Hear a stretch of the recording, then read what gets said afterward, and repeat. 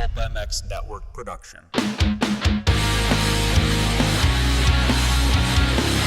Bringing you a cheeky Brit and an American YouTube racing sensation weekly.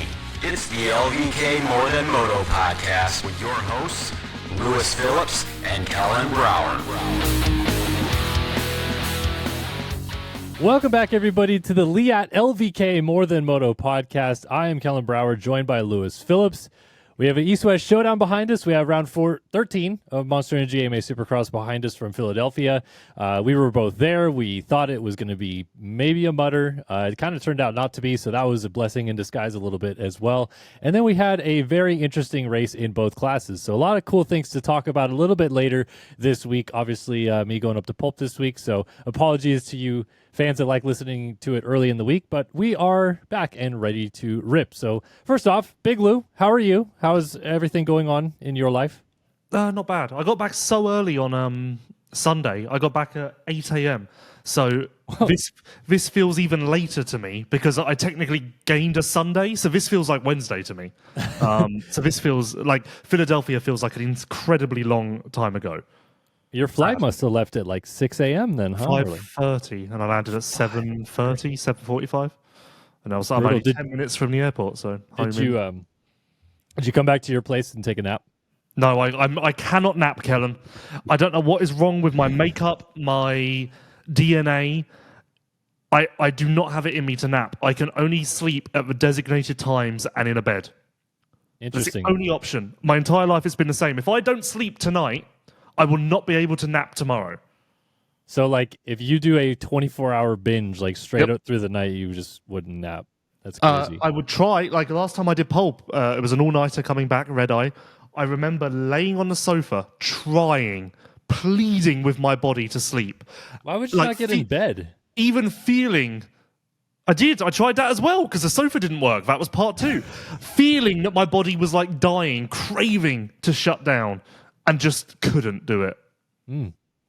Seems like you need to try some like alternate techniques. I'm also a big I can only sleep if it's pitch black guy, so I don't think that helps. No blackout curtains in your bedroom? No, I just need the perfect time, location, weather. All right. Well, noted. Lewis, not a napper, Phillips. Never been able to nap. Okay. But yes, sorry again for later in the week. Glad to hear that you're doing well. And I don't think we're going to really hash out our lives too much right now. We're going to jump into the show and have some fun, shall we? Big thanks again to Leatt, Partzilla, Namura, Race Tech, everyone who backs the show and makes this possible for us to come on every week and chat about the sport and things that are going on. So, as with usual, I'm going to do 3 topics. We're going to try to do about 7 minutes apiece on each topic, and then Lewis will have the second half of the show to do his topics. So my first topic of the day, Lewis, has to do with Ken Roczen. I did not want to just like deep dive the championship because I feel like we've done that every week on the show. So I'd rather pivot to something different and talk about someone who's not really in the championship anymore. Ken Roczen was leading the main event in Philadelphia for a large portion of it, more than half the race. I feel like early in the year, Ken Roczen, without all of his health issues currently, probably wins that race. But I don't even want to ask you that. What I really want to ask with Kenny is if you do eliminate his AC separation, and let's say we also eliminate Tampa. Is he in this like fully, or is this like just a weird, like something else would have happened other than those things too? I honestly don't know, and no further comment. No, I don't know. It's hard because insert this exact conversation for every other year with Kenny, I guess. Yeah, because you could also play this game.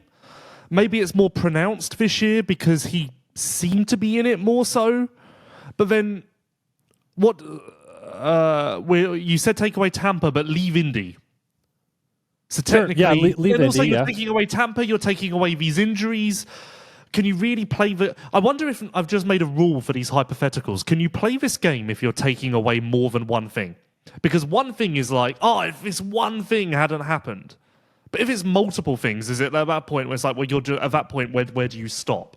Could Joey Savacci be in this thing if you take out point A, B, C, D? Yeah, okay, that's a fair assessment of it. Like, you get what I mean? If it's one instance, it's like low-hanging fruit almost, because it's like, but it would be so easy for that one thing to go differently. Well, the reason I'm even asking this in the first place is like, yes, Philadelphia, you can make an argument he wins that race based on where he was and the gap that he had, and the AC separation and the ankle injury that he's dealing with right now certainly is hampering his midweek prep, so he's not fully fit for race trim, and he's also probably struggling with pain tolerance late in the race as well. So I think that, you take that away, he might win that race. I think you could also argue, without all that stuff, he wins Seattle, or at least is up there a lot longer than he ended up being, because he got the lead and kind of was going faster than Webb for a little bit. And I know Chasen was going faster than both of them, similar to this week. But Kenny was up there and faded horribly because of his current situation. So, I feel like you can also pinpoint that wins are taking off the board for him. And if you give him 2 or 3 wins and take away that injury, I don't know. He might still be right here. Zeroing in on the win comment, my immediate reaction was, oh, yes. But then being pessimistic, the last couple of years, there haven't been multiple wins in a season for Kenny.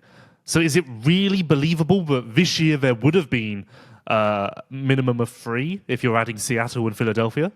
That maybe I'm leaning on history too much, because he is better this year. That much is certain. And I don't think I'm giving that enough credit.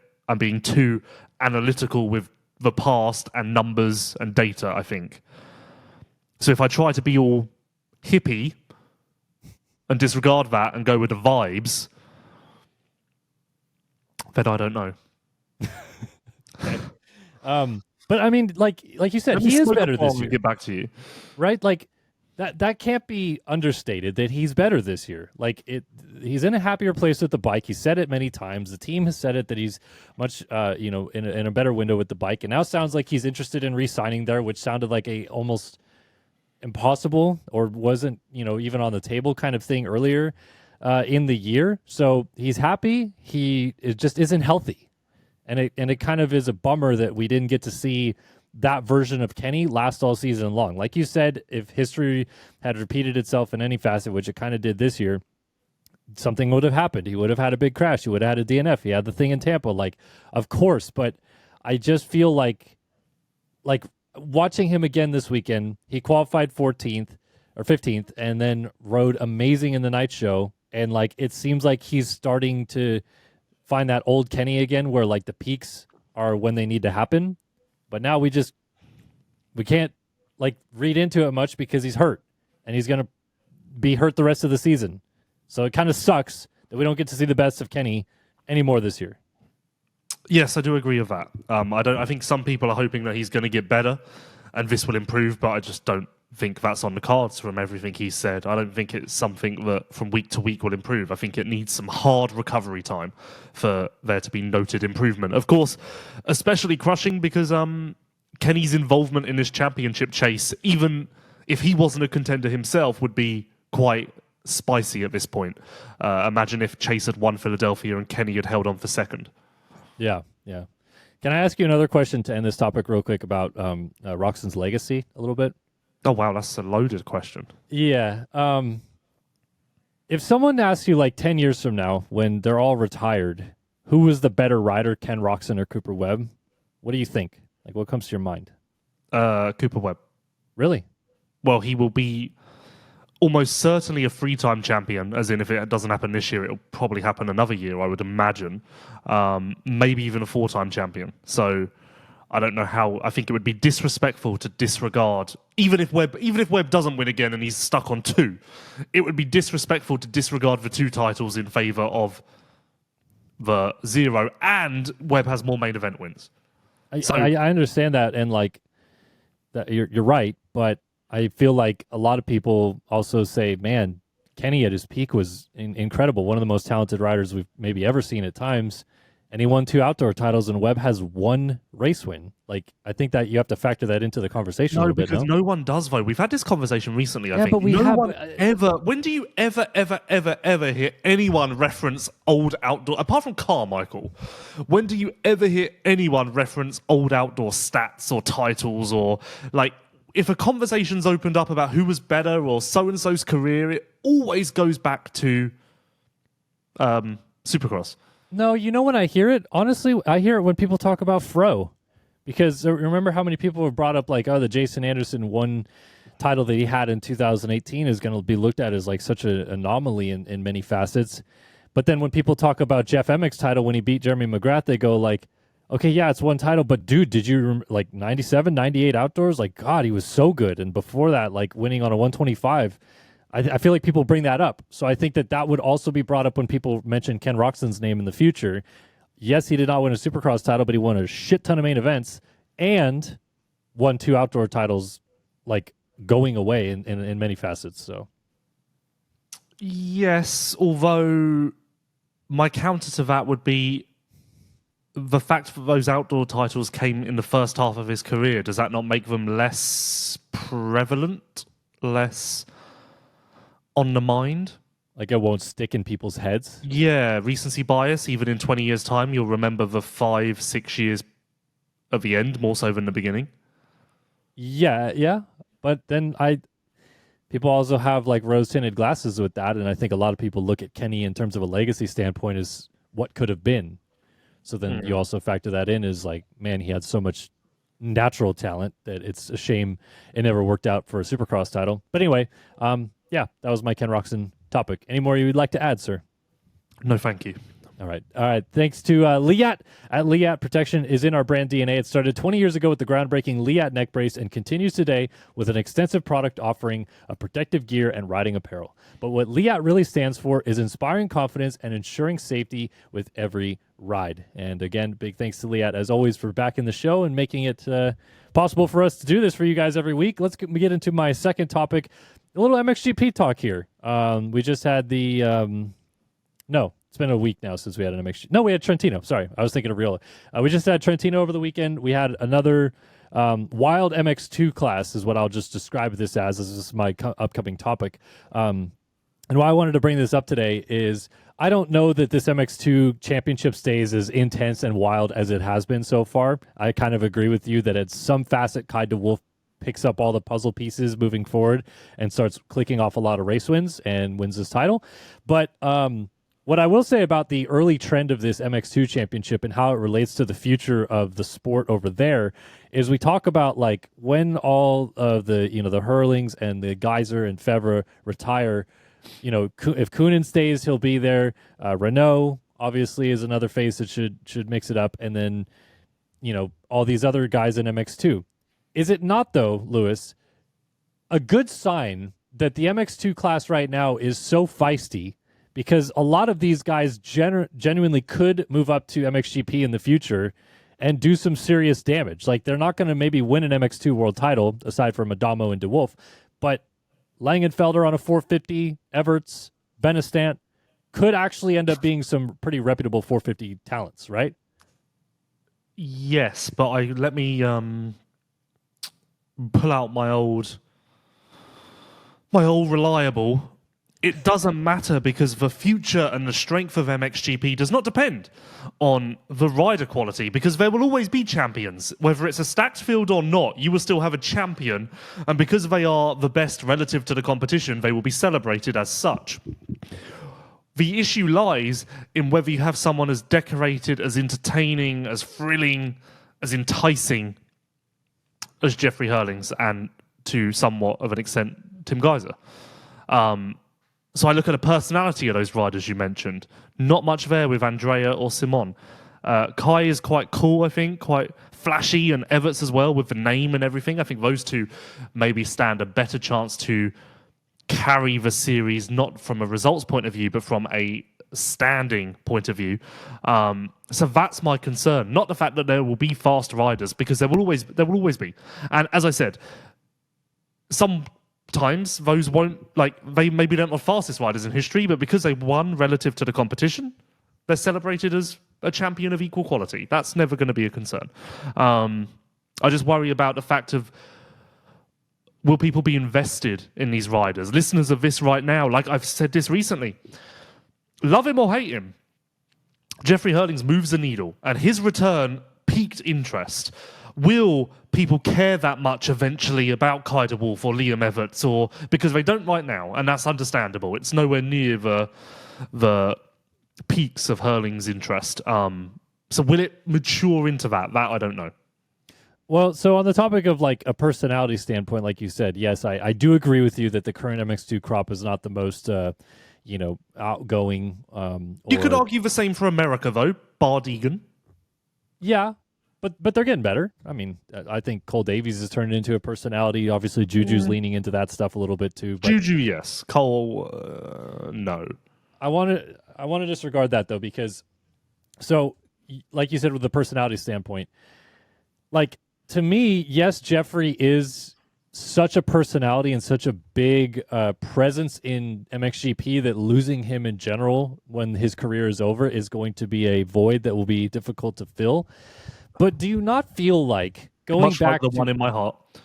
do you not feel like going back to when Everts retired and you had that Ramon, Philip Parts, Cairoli, Desal, Paulin, Nagel era, that not necessarily any of those guys were really like the big crazy personalities you want in the sport, but what made it special at that time was all of those guys were really fast and very talented in their own way. And so seeing Clement Desal come over and race Unadilla was like, wow, okay, like this dude's fast. He's quiet. He doesn't talk very much, but look at him go. He's really fast. And I feel like we could have kind of that same zone of talent 4 or 5 years down the road in MXGP.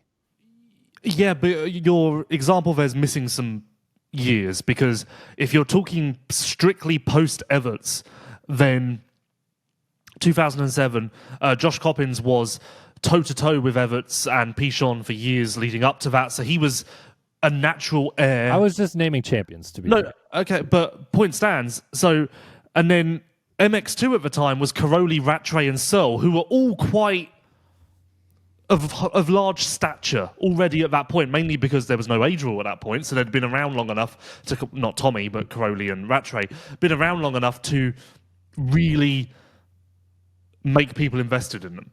So they were coming. Of course, Tommy and Rattray ended up going to America anyway, but point being that MX2, comparing MX2 to MX2. And then, yeah, but what you say is right. In the years between Everts and Cairoli, so 07 and 08, does anyone reference those? Does anyone remember Barragan, or does anyone go, hey, do you remember Philipparts? Or they're not. Yes, the racing was incredible, and if you look at 2008, I want to say that the top three were separated by like 20 points at the end of the year, but it's never referenced, which is my point of where the magic of Hurlings and Geyser is. It comes from their personality, and also I think that's what we see also in Supercross at the moment. Chase and Cooper are such dynamic personalities that it makes it more interesting to buy into. Arguably, you know what, this is going to be controversial, and I've only just thought of this, but I'm going to say it. Arguably, if it was Tomac and Jet in this position, it wouldn't be quite as thrilling to break down the mental warfare. No, you're right. You're right. Okay, thank you.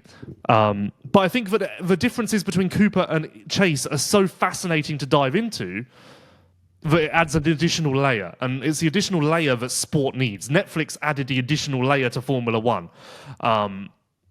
It's like a cake, and we're bakers. Okay.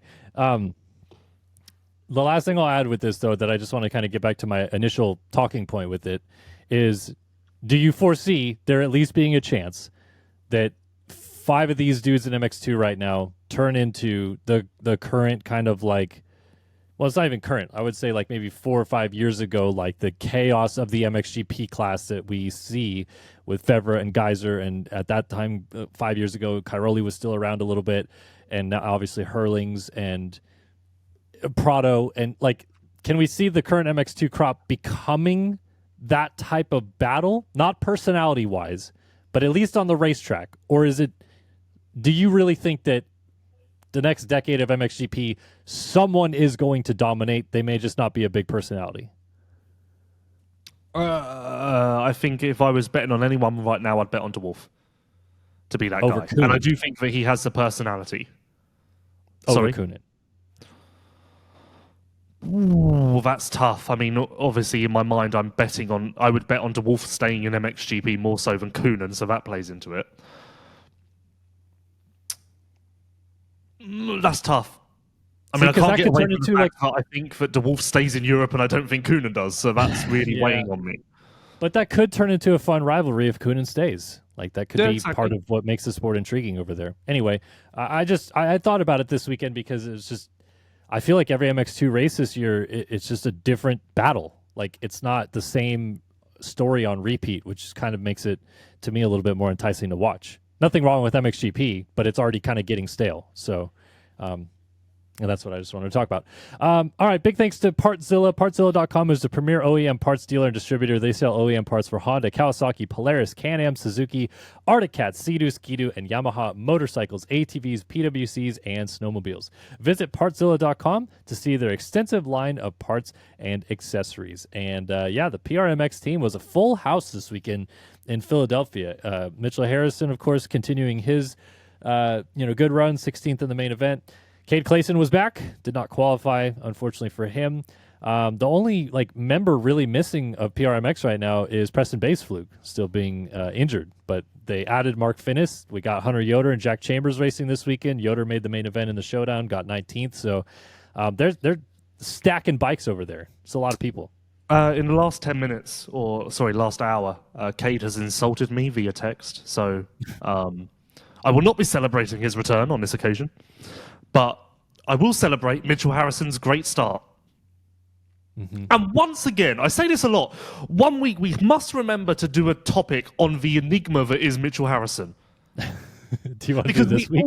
We all just forget the Star, the Husky. There's another team?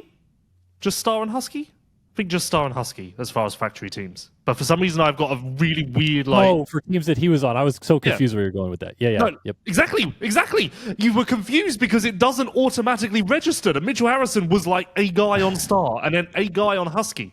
And we don't acknowledge this. We're just like, oh, Mitchell Harrison, top 15, good for him. When really it's like, maybe that isn't good enough for Mitchell Harrison because he was meant to be more than this.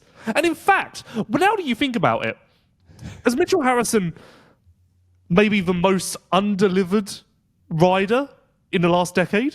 No. I don't know if that's the right word. I'm trying to be delicate here.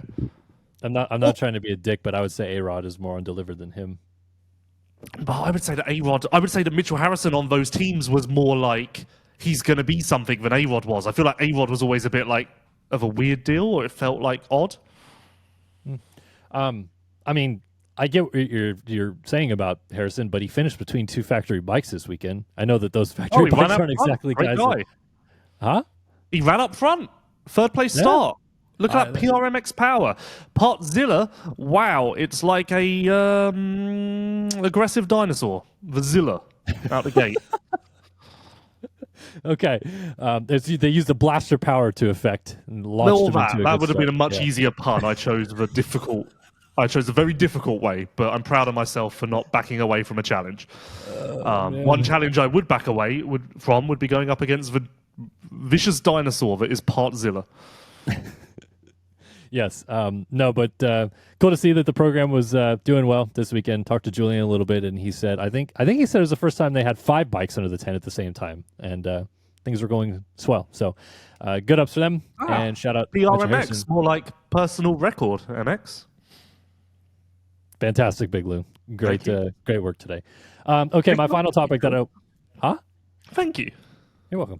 My final topic that I want to pitch to you, good sir, is I kind of want to get into Joe Shimoda's situation a little bit. Look, this year has been, I feel like, a wash because I think without the finger injury, it would have been a lot different. Championship, no. I still don't believe so. But no, Kellen, it wouldn't have been. But he had the red plate and then got hurt. So we can't just be like, well, there's zero chance. He would have been in it a little bit. But anyway, so it's been a few years now of 250, racing where Joe Shimoda has been like, oh, is this going to be the year? Will he figure it all out? How about now? And we keep getting back to the same kind of story by the end of it all, which is, well, so close, but this didn't go the right way, or he didn't start strong enough, which has been a bad thing for him. He would always have terrible starts to his championships and then find the flow late, and now, this one was just an injury. But what does Joe Shimoda's career look like from here to you? Like, do we see a world where he still wins a 250 title? Do we No. see a world where he lands on a good factory 450 team and becomes a 450 mainstay? No. Okay. Is there a third option? Like, let's break this down a little bit, because to me, like, there's been so much hype and fanfare around him that it seems like now it's time to start talking about the bad side of it a little bit. I do think it's time to have this conversation. I am surprised that he's not better at this point in the season, considering the finger injury was now 3 months ago.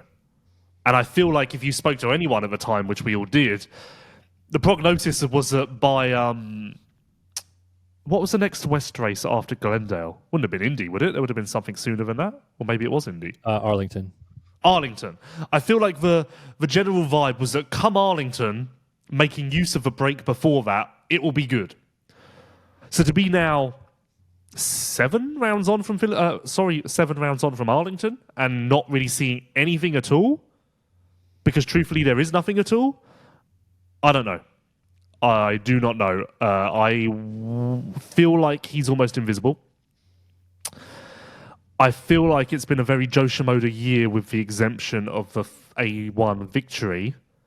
However, maybe it will continue to be a very Joe Shimoda year and there will be a win in Denver or Salt Lake. That I'm not ruling that out either. Where his career goes from here, his contract with HRC is up. I've heard that he's talking to like Husky or someone potentially. Yeah. But then also he was talking to Husky pre-HRC, so I guess that's just a constant conversation. How about this? I personally would sign Ryder D over Joe Shimoda at this point.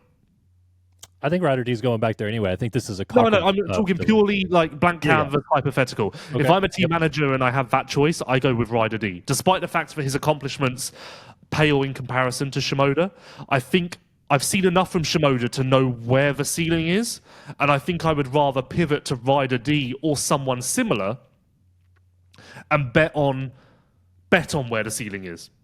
Yeah. If that makes sense. With the relation to Honda, I feel like that's kind of turned into a bit of a weird dynamic, don't you feel? Where, like, it seems like the Lawrence brothers and Chance Hymas is all like one big happy family, and Joe used to be in that, and now he's kind of not. And I don't know if that was like them preparing for the fact that he might not be on the team in the future, or if it's simply just a difference of like them splitting up a little bit. But I just don't feel like Joe is as ingrained in that program over there as he used to be. Maybe that's just the visual eye test that I am seeing, and I could be dead wrong, and I'm not like ingrained in it, but don't you feel that way just a little bit, that it feels odd he's not like kind of more part of it? Does it all go back to, and I've thought about this, does it all go back to Parla 22, 21, when last round, Hunter slammed Joe? Remember this at all? Now you're making me wonder if I've imagined this. No, I mean, it kind of sounds correct, but it must have been more like 22 or 23 when Hunter was like a championship guy that you're thinking of, yeah? Well, no, because Joe would have still been on. I think it would have been when 22. He was on PC. Yeah, But I feel like, don't you feel like since he's been on Honda that the Lawrence brothers, like, they were calling him sushi and it was all great and we're having a good time and he was riding with them? And yeah, I'm just trying to think if there's one public blip in that relationship. That's the only thing I can recall is this parlor incident that is in my mind. Yeah. So yeah, I don't know. It is weird, but it is weird because they were like thick as thieves, and now very much not so. It seems from the outside looking in. Yes, exactly. That was kind of the point I was trying to make. But back to the topic of what his future looks like from here. You had said when I was going through my like kind of questions of what you see for his 450 career that you don't believe that there's a chance for, or like not that you don't believe there's a chance, but you don't think that Joe ends up on like a solid 450 program and is a 450 type of contender, et cetera, et cetera. So for the next like handful of years while he's still in the 250 class, you think this is just going to be what it is until it's time to move up, and then he goes to, like a more satellite program? I take it back. I think he will end up on a factory team because, of course, once again, Kenny. I just listed Kenny and Roczen as two people. Kenny, Malcolm, Justin, Eli, Webb in the not too far away future. All of those will be gone, so there will be factory seats open. So I'd imagine that Shimoda will eventually slide into one of those. Maybe Husky would provide a route into that, similar to RJ. So I take that back, but still, I don't think. If I'm sat in a boardroom and I'm having to pitch Joe Shimoda, I don't really know what I'm going to use as my hook. Whereas for Rider D, I think I would find, and I'm using Rider D as an example of a younger rider who hasn't achieved anywhere near what Shimoda has, and would be more of a punt. That's kind of my point. I was going to say Cochran, but I feel like Cochran is more of a too far of a stretch at this point. Yeah, I don't know what I'd pitch. I don't know what the hook with Joe Shimoda is, other than he'll likely be there every week and be in the top 5 every single week. Yeah, I mean, I tend to agree with you that I'm a little skeptical of his 450 prospect at this point. And to me, one thing that's always kind of stood out as odd about Joe's career is that, you know, he is Japanese. Like, he is like the, you know, if you would say the prodigal son of a lot of these manufacturers looking for a Japanese superstar to ride their brand and take it to the top in the USA. And I don't feel like any of the Japanese manufacturers have really cared or like wanted to lean into that in any real facet. Like, I feel like if Akira Narita had come over and was winning for Honda, they would be like, ah, but Joe doing it doesn't seem like amazing to them. Like, even when he was going to sign with PC Cowie, it wasn't like Cowie was like, please, Mitch, like, we'll give you more money so that you can sign him. Like, we need it. And then like Honda, that's when he was kind of at his peak and going from PC to Honda. And I think that is when we saw the most like fanfare with it. But yeah, that's kind of interesting to me that like there just hasn't been as much of that push behind it from the manufacturer side in Japan to have a Japanese rider on the program. Yeah, I agree. That was really hyped up when Joe was kind of in his earlier years. This feels like this feels like the inevitable segue into a PR conversation once again, but we'll refrain from that. But no, it is weird. It is, apart from him going and racing the odd All Japan Championship, doesn't seem like there's much there, which, yeah, I don't know what the reason for that would be, other than maybe there's a bigger gulf between Honda North America's race team and Japan, bigger than we imagined, maybe. I don't know. Or maybe, once again, we've learned that nationality, social following, vlogs, all of it's irrelevant, and results are all that anyone cares about. Like, it would be interesting. I would be interested to see if Joe did win a championship on a Honda, how that would then be celebrated. Because maybe that would be that would open the door to that. Maybe. Maybe there's not much. I don't feel like there's much to really shout about at the moment. Yeah, like a big homecoming kind of thing to Honda in Japan or something like that. You're right. It's very odd, but to me, like, I just kind of wanted to riff on it a little bit today because, yeah, he was, I think, pretty good again in Philly. I talked to him post-race. He showed me his finger, and he shows me how dented the pinky still is, even though it's basically what he would call fully healed, so it never really healed right, I guess. But, yeah, like the fact that he hasn't gotten back to that level that he was at the beginning of the year yet is a little bit startling, and I think should have already happened. And I think we're going to go through the same thing outdoors. He's going to start either slow or fast, and at some point there's going to be a big lull. It's going to be, oh, is Joe still in it? Is he out of it? What's going to happen? And then he'll catch fire at some point and win a moto or 3, and it's just an anomaly. It's kind of turned into a weird dynamic of trying to track his career and how it's going to go. But anyway, just wanted to bring that up and hear what your thoughts were on that. Big thanks to Namura, the leading provider of engine components for motocross, ATV, UTV, and personal watercraft for over 2 decades. Namura has been the preferred choice for premium and dependable engine components for more than 20 years. Whether you're restoring a vintage bike, rebuilding your four-wheeler, or upgrading your new 450 race motor, Namura has you covered. Our extensive line of cast and forged pistons, connecting rods, gasket kits, engine valves, and soon cylinder kits that enhance your engine's performance.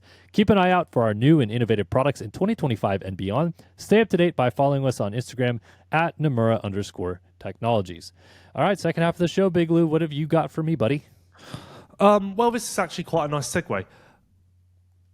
Speaking of the future of 250 riders and whatnot, would you sign from this group Bennick, Thrasher, Faulkner or Moserman? And we'll start this conversation by saying immediately remove one from the list. So who's immediately out?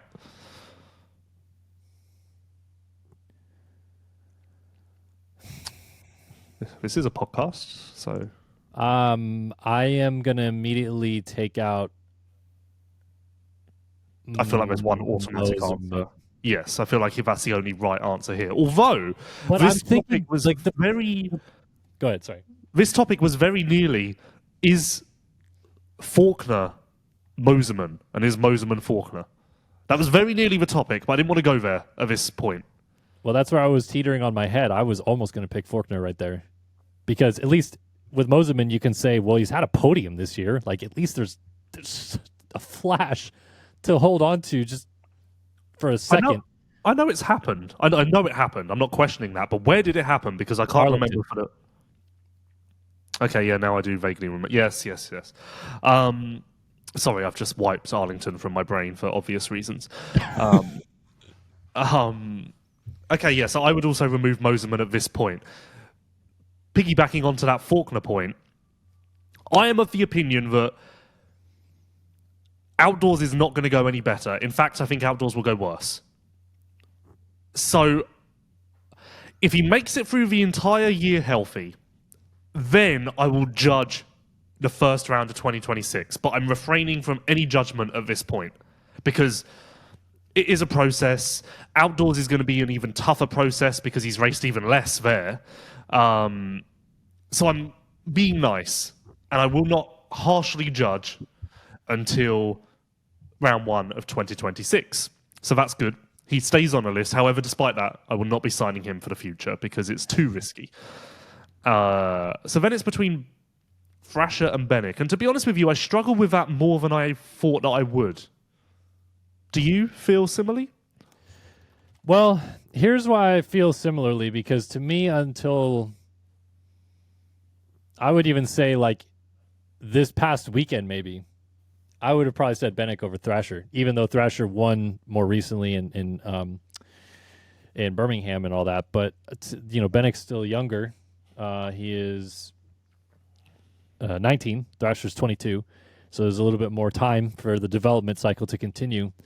But I'm genuinely very concerned about Bennick's health following 2 rather hefty concussions the last couple of months or so.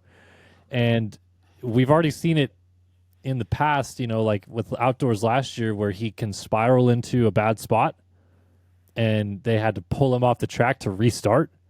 And now I feel like they're going to have to pull him off the track to heal and restart again. And I don't know how many times you can hit the reset button and come back and be as good as you were. So that freaks me out a little bit. Whereas Thrasher at least could go out there and do exactly what Thrasher's always done, which is win a race or 2 and get 10th. And he may not win you a title, but at least every once in a while we'll be like, oh, Nate Thrasher. I agree that I'm concerned about Bennick's concussions, but I immediately compared it to Romain Febvre, who also had the scariest and gnarliest concussions, many of them in quite a short space of time. And he is now doing quite fine, and, so that alleviates my concern somewhat. But yes, it's not great, especially at a time when he really needed momentum. He really needed just to have a solid, consistent run of form. That's almost certainly him done for Supercross, and I would even question whether the start of outdoors is possible. And yeah, by all accounts, he's a better Supercross rider than outdoors, so I don't think that audition will go well. I think we all see him at Club MX next year, which would be a nice place for him. I feel like that step down, that step back could be the thing that helps him take 2 steps forward. But yeah, honestly, I'm at a loss for who I would sign between Bennick and Thrasher. Maybe I go Thrasher purely based on this Philadelphia crash. But if we were talking about this a week ago, I really don't know what I would do. To be honest with you, I'd probably go Bennick, but I don't exactly feel great about it. I have a question for you in regards to Star in their involvement in the success of Thrasher and Bennick potentially. How much of a boost at this point in time do you think Star is giving to guys like those in terms of their performance and result and stuff like that. And I'm not talking about like why they're fluctuating or why they're getting injured. I'm just talking about for when they're doing really good, what is Star's percent pie that the boost is given there? Because we just saw Romano leave that team, and so far, not great. I get that he's been kind of hurt most of the time, but it's not as if like Romano left Star and was the same guy so far. I don't know. Do Has you it think not been similar? Because I don't remember much to shout about from his time at Star. Well, starts were way close, like way more there with Romano. He would whole shot motos and main events and stuff like that. And then he was around the top 10, you know, like he would just be kind of hanging out. He would just have some good rides every once in a while. So Was that not more outdoors though? no, he had some ones in Supercross for sure that were like that. I don't really remember. But like if you take, as you said, Bennick might end up at Club. And Thrasher, yeah, I think Thrasher probably stays at Star, but just for hypothetical sake, put him somewhere else. Like, do you think that greatly affects what their ceiling is? I don't know. I mean, we had Max Anstey in the press box, and he told us straight up that this is the best bike he's ever ridden in his career. Right. So that's a fairly glowing endorsement. But I don't know, because I don't know. And I don't think we'll ever know, which is weird because we should know because there's technically a lot of data of different riders and different examples. So I don't know. But we should know. Okay. And that's sad. I would lean that they would be worse, personally. I don't think it's worse, right. yes. Worse, I think, is a guarantee, but much worse, I don't know. I mean, I would say Thrasher doesn't win races anymore and maybe gets a podium, but would not be a race winner. And Bennick, I think would maybe going to Club is a good spot to like kind of give himself a bit of a reset button again, but I kind of lean that it wouldn't. I don't know that he's going to be successful there, personally. That's just my opinion of it. He could definitely prove us wrong. Could you guarantee success at Star? No, but I do think that the infrastructure that he's around there, and particularly when Deegan is not on a 250 next to him next year, like outdoors, for example, I think Daxton would be a totally different person suddenly. Because I feel like he just is in Deegan's shadow a little bit. They both came up at the same time. They grew up together. Daxton even talks a little bit like him. And yeah, from what I know, preseason Dax specifically said, "I want to be on an opposite coast to Deegan." Exactly. I think that he just needs to be his own guy a little bit, and being on a different team would help that. But I think that within Star, that would be a huge change and positive benefit for him. Okay, tying this all together, and this may be a crazy question. If you're Husky, do you sign Bennick or do you sign Shimoda? Shimoda. Yeah, okay, that's too far. I thought so. I mean, would you say the same? Yeah, Yeah. Okay. that's too much of a stretch. Yeah, great, good talk. All right. Do an ad read? Yeah. Yes, I will. Big thanks to Racetech Suspension. For 40 years, Racetech has been supplying the motorcycle industry with high-quality suspension components made right here in the USA. For modern to vintage, Racetech is your go-to source for suspension performance. And yeah, Racetech, big part of the Motocross The Game that is coming out later this year. And they finally have their pre-alpha footage out, and the game is available to pre-order as well. And I know Racetech has been helping out a lot with that whole thing over there. So cool to see the stuff that they're doing to help out the gaming side of the world come to fruition a little bit. And we thank Racetech for continuing to support the show. Yes, we do. Yes, we do. Forgot it was my turn, to be honest. We're not going to go for a PR conversation, but we're going to go back to another old reliable Kawasaki. Kawasaki, no wins in 2025 Supercross. Once again, their last win was 2022. Not a glowing endorsement for any manufacturer. Prado is unproven in Supercross and will almost certainly require some adjustment for outdoors. The Chase Sexton possibility exists in the air, but hypothetically, let's say that doesn't play out. Because I do believe that is very much 50-50 still. In my humble opinion. Humbly delivered. So let's say that doesn't pan out. If the Chase thing didn't pan out, I would automatically say Justin Cooper go for that. From what I hear, Justin Cooper is literally in the process of re-signing with Star right now. It may even already be done. So that's writing out. on the paper at this second. Honestly, right now, Kellen, he's in the process. He's reading page 4 of the contract right now. Okay. And there's only 8 pages, so it's in the fucking offing, or whatever the word is. So at that point, so just to clarify, Chase, possible, J-Coop, not possible. What the fuck, then, do you do if you're Kawasaki? Because you need to win. This is getting to a point where it's quite pressing. I mean, I'll add some numbers to it. In this decade, the 2020s, in fact, it's actually quite interesting. Honda and Yamaha are tied on 25 wins apiece, with KTM one behind with 24 wins. Who would have thought that, huh? What a competitive sport we have. Very exciting. And then you find Kawasaki closer than I admittedly would have thought with 17, considering, they haven't won for 3 of those 6 years of the decade. So what the fuck? Because honestly, I wanted to break this down, and I haven't done it yet, but I wanted to break down the number of podiums and wins delivered by Kawasaki versus Yamaha recently. 2 monster, essentially. And I'd imagine there's not much positivity there on the green side.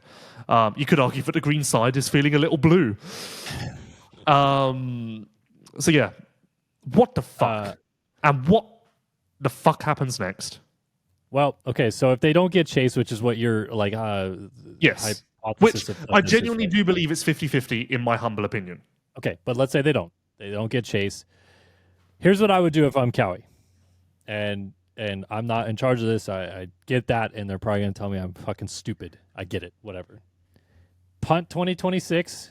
You just are gonna have to bite that bullet a little bit. Prado is gonna be on the team still, and I would sign Malcolm Stewart, maybe.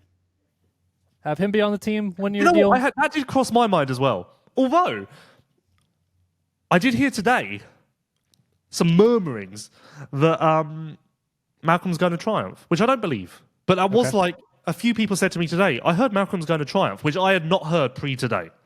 So I don't believe it, because it seemed out of nowhere, and it seemed just like scuttlebutt. Scuttlebutt? Shuttlebutt. So, like I said, punt 2026. Okay. Scuttlebutt. Punt 2026. Sign Malcolm. Sign Barsha. Sign someone like that. That would do good for you in terms of continuing to ride the bikes effectively in Supercross. But what? So you're saying Anderson out no matter what? I would say that, yes. Okay. Sign one of those guys to be like your steady Supercross guy.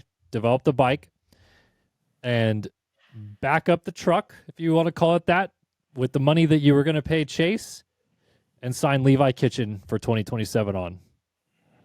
I think I just go Levi Kitchen now. I was going to say that, but I kind of am like, there's a 250 title in there somewhere. And I know Mitch wants to extract it. I've long been of the opinion that we need to stop caring so much about 250 titles. So I think I just say to Levi, let's go. Let's get this protest started. I agree, but I feel like from Mitch Payton's standpoint, he's going to be like, just please, one more year. Let me just have one more 250 West title run with Levi Kitchen. Okay, so you have Barsha, Malcolm, and Levi above Anderson on the list. Anyone else, or is Anderson that's where Anderson is on the list of Cowie's? I personally believe, based on what I'm hearing, that relationship is fractured. I personally believe, based on what I'm hearing, that it's not so fractured, and if required, I could believe Kawasaki just being like, let's run it back. Okay. Well, then, yes. Then, in my scenario, again, I still say 2026 as a punt, if that's what you want to call it. We're not going for a title that year because Jorge Prado still has to learn, and whoever else we sign is not going to be Chase Sexton. I mean, I don't think Eli Tomac is even in the ballpark, but if Eli Tomac is asking for money and Cowie can't pay Chase Sexton, there's another pile of money sitting right there, but I don't think Eli goes back there. You're obviously not going to sign Jet. and you're not going to sign Hunter, you're not going to sign Webb. Like, you're not going to get those guys if you're Cowie. So you have to get like a second tier rider behind that to then just ride the bike next year and keep developing it. And I think you need Levi Kitchen on the bike in 27. You need him on that team. You pivot like fuck. Pivot doesn't even describe what you do. You get on a spinny turntable thing like they use for the TikToks. Okay. And you sign Jeffrey Hurlings to an outdoor and SMX deal.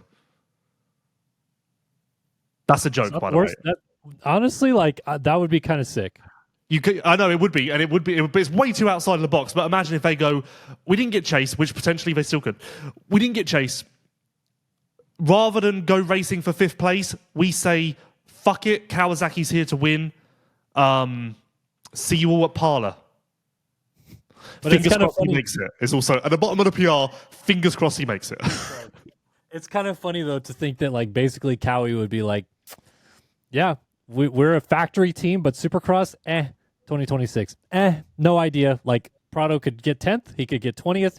Don't care. We want both of them to be 100% ready to try to win an outdoor title in 2026. We're about to put the super in outdoors, is what Kawasaki's PR would say. Super in outdoors. No, I don't know. I would honestly be disappointed if Kawasaki re-sign Anderson, because I do feel like there's so much of it in this sport where the teams just go back to old reliable. Like, why rock the boat? Chase didn't work out. Potentially, it still could.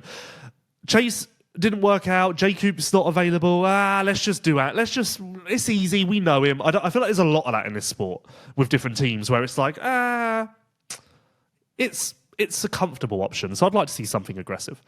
Could you sign? Do you think that there's a world where Cowie next year 2026, meaning that they could sign one of those types of guys, like a Malcolm Stewart, let's say, to a Supercross only deal, and have Kitchen go 450 outdoors? Like, Well, I thought you were going to say sign Malcolm to a Supercross only deal and sign Hurlings outdoors, because that suddenly makes that whole plan seem a lot more feasible. Yeah, that's a lot of money, though. You're Cowie, you say, fuck it, we're putting super in our contracts. Malcolm told me at the weekend that he hasn't had a conversation with Austria about next year yet, and he's surprised. And I said to him, when you're negotiating these new deals with other teams and Austria, will you be negotiating a full season or just Supercross only? Which, not to pat myself on the back, but quite good journalism. And he said to me, full season. Yeah, I think all these guys are kind of in on that now. No, I think I think all of these guys are kind of in on it now. I think, for the most part, a full-time AMA racer is going to race the whole thing, like, unless WSX is involved in Kenny's situation, for example. Yeah, I mean, and also Malcolm's missed it so much that I feel like, although I will never quite let go of the, what would you call it? The hint. When Malcolm says to me, I'm all in on outdoors, the skepticism in the back of my mind will never quite disappear. It may disappear a little bit, but there will always be a hint of like, are you bullshitting me? Yeah.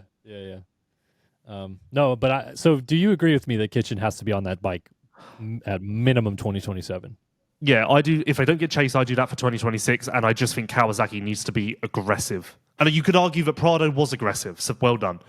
But you need to turn this upside down and figure it out, because it's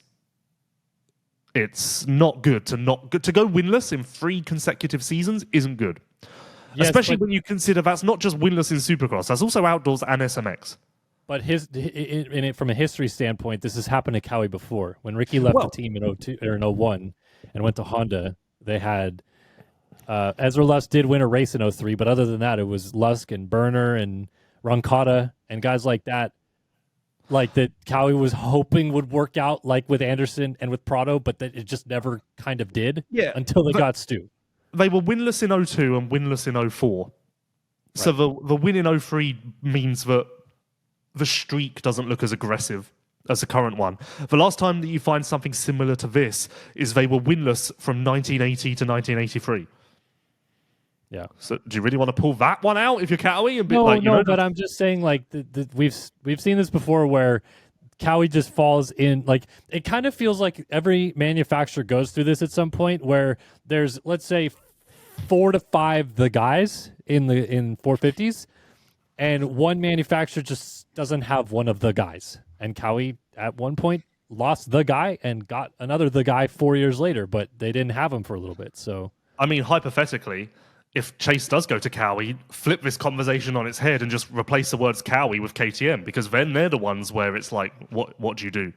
Well, again, I think you just signed Jeffrey for outdoors. it all comes back to this. No, but right, if you're KTM and you don't get Chase again, then you need to win something. So just go, fuck it. Let's get Hurlings outdoors and see if that works. And again, fingers crossed he makes it. Yep. Tell him that he's not allowed to race any Loretta Lynn's qualifiers or anything on the off weekends. He's not allowed to do any of that nonsense. Can I ask you a quick question about KTM? Sure. If Sexton leaves, and we learn about that within a month of now, let's say by the end of Supercross, we know Sexton is going to leave, or the teams know, or whatever. Is the door wide open for the Koonens again? No, because I think the Koonens are going to go to HRC in Europe. Okay. But I did hear a little spicy KTM rumor recently. Something unexpected, but something unexpected that actually made perfect sense once it was told to me. Eli Tomac rides there when Sexton leaves? Something unexpected. Could you imagine? That would be insane. Someone sign Hurlings for outdoors. No. Okay. Quickly before our last topic, because I'm sure you have another one coming real quick. Leatt. At Leatt, protection is in our brand DNA. It started 20 years ago with the groundbreaking Leatt neck brace and continues today with an extensive product offering of protective gear and riding apparel. But what Leatt really stands for is inspiring confidence and ensuring safety with every ride. Thanks to Leatt. Not to be a Debbie Downer, but I feel like this has been a good show and my third topic sucks. So I almost don't want to just ruin it, you know? You don't want to bring it down? You just want to cut it short while we're still on top? Yeah, a little bit, because my third topic, I'm not even excited to talk about it. Anything else you want to talk about? Do I want to talk about anything else, actually? Throw something random at me? We can argue about something? I don't know that I have anything else that's pressing on my mind. Do you want mind. to apologize to me for your attitude in our group text on Saturday night? No, I don't. Okay. No.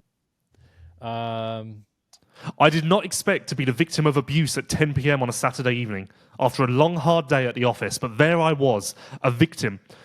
And, I shouldn't make that joke, but should I? Like other places in the world, I was under attack. I'm not going there. No, your apology is accepted. Let me ask you this real quick. Your apology is accepted. How about we do to wrap this up, because it is near and dear to my heart. If you are, I'm not talking about Max Voland. if you are a factory team, Cowie, Honda, KTM, Husky, if they still have a 250 program, TM, do you sign Cullen Park or Max Voland? I'm a big Cullen Park guy. I know you are. That's why I'm trying to get. I'm tugging at your heartstrings with this one. Can any manufacturer make a handbrake? I think so. Yeah. Work? No, I don't know. Is that hard? I don't think so, because I think that the hookups would still be the same based on the current system he's using. That seems like a lot of hassle. Okay. That's a really hard one. I think I'll say Cullen Park. All right. I mean, because your guy hasn't quite delivered on some promise this year, whereas Cullen Park has been consistently top 8. No, 15th this weekend. But I can't say I disagree with you. I can't say I disagree now, with you both under attack. I really want to see Cullen get a shot at a factory team. I really do. And also, any team out there, if you're listening, if anybody needs a 450 rider, Cullen Park. Sign Jeffrey Hurlings for outdoors. Cullen Park needs to race outdoors. So he's looking for a ride. I would love to see Cullen get a factory opportunity. I don't know if there's a spot open, but I think that I really do think that those are two guys that are really interesting talking points because we actually, I think, talked about this on Pulp last night, or maybe they did in the review show. Where is there a world where Voland even ever gets back on a factory bike? Do you see that? Like, is there a world in your mind where he ends up back on a factory team? Yes, but it's very low chances. Okay, but you think Cullen Park? Like there's something to be said about what he's done this year for teams. I feel like that are like maybe looking at, to me, Cullen Park reminds me a lot of what I felt about Cameron McAdoo at times. Not as like wild and crazy. Cullen Park's much more measured than McAdoo. But McAdoo was like that type of guy that it's like you have to start thinking about him if you're a factory team because that could be something. And look at that. It turned into something. He turned into a race winner for PC. And they took a shot on him when he had no ride, and I think that it's worked out for the most part pretty good. Obviously, a lot of injuries, but I think Cullen Park, some teams, Star will sign 100 other people. Maybe Star Racing goes, man, if we get Cullen Park down here, that boy better do something for us. Like like I think I feel like less so a 250 factory team, more so like a HEP 450. As a 450 guy, I could see it. Yeah. Or what other team is there like that? Club MX is a 450 guy? I mean, they don't have a 450 guy at the moment, but although potentially Anderson. Yeah. Okay. Yeah, I'm with you on the Cullen Park, probably. I mean, let's park this topic for now, and I mean, we've given it the Maximus. giving it the Maximus. Is that what you really just said? Park this topic for now, which was also a pun. It's insane. That is an insane combination. You've been kind of on top of it with the puns today. I don't know, like if that's just like you wrote that one down and saved it for a couple minutes or what. But I've had a great congratulations. Day. I know you had a great day. My Do you want to mood talk is about high. your day at all? Do you want to talk about your day at all? No, because it belongs privately to me in my heart. It's deep in your heart. Anyway, yeah, that's. If I think that's. If my mind had a projector, the mental replay of today will never die. Did you take any photos? Are you going to hang them on your wall? No, fuck me, Kellen. I don't know how. I'll tell you off air. I'll tell you off air. But I missed the fucking Instagram moment of my life. Okay. Yeah, we'll talk about it. But seriously though, yeah, New York, New Jersey, whatever, coming up this weekend. Another East race. We got more 450 action. This championship's going to be fun. I think we'll talk a little bit more about that after New Jersey, because I think it will play a lot into what's going to happen down the final three races of this championship with Sexton versus Webb. But good to catch up with you today, Big Lou, and chat about some fun stuff. I agree with you. Fun show, good topics. And yeah, I will not see you in New York, but I will see you in Pittsburgh. Yes, you will. Yes, we will. All right. Thanks, everybody, for tuning in. Thanks to Leatt, Partzilla, Namura, Race Tech for backing the show. And we'll see you guys next week.